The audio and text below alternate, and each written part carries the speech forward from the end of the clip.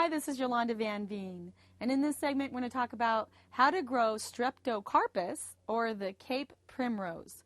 And again, it's from South Africa, which is my favorite place on the planet for plants, and as long as you recreate the same type of conditions, it'll grow great in your yard as well.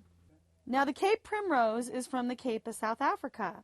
So they've got the warm Indian Ocean hitting the cold Atlantic Ocean, so it's very stormy, very windy, very much of a coastal climate. So they don't like hot desert type conditions. They do really well in part shade or shade in warm, underneath warm deciduous type trees. Now, primroses will keep growing more foliage from the middle, just like an African violet will. And I have the same theory as African violets. By cutting out the bottom leaves, you're giving more energy to the center. And a lot of times that'll trick more blooms out of your plants.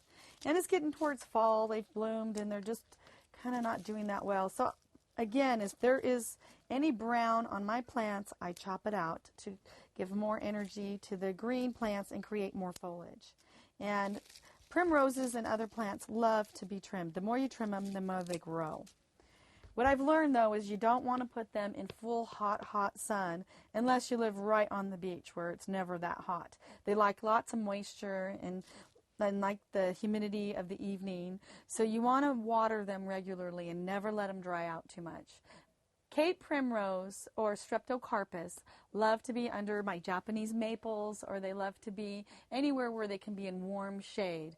They don't like deep fir tree type forests. They like to be somewhere where they still get some air coming through and a little bit of heat or a little bit of sun. But as long as you follow those rules, keep them wet but never dry, so it's a fine line there, and trim out the dead leaves as needed, they will grow for you and live for many years. If you live in a colder climate where it freezes really hard, you're probably going to lose them over the winter, so you can treat them as a house plant. They do really well on a windowsill, just like an African violet.